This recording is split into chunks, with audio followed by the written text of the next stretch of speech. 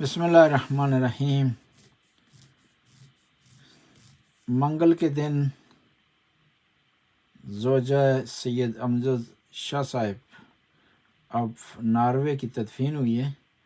مرحومہ سید امجد شاہ صاحب کی زوجہ تھی، ثقلین، سبطین اور شبیر اور ظفر شاہ صاحب کی والدہ تھی،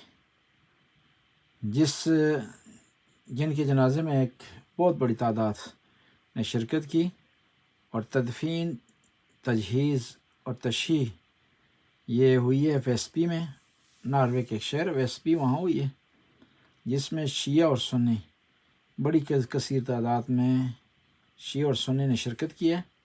اور یہ یاد رہے کہ امجد شاہ صاحب پہلے پاکستانی ہیں جو بائی روڈ ناروے میں انٹر ہوئے ہیں، اور ان کے جو پہلے ان کے ہمراہ جو سامان تھا، لباس، بیگ، یہ ناروے کے میوزیم میں رکھے گئے ہیں۔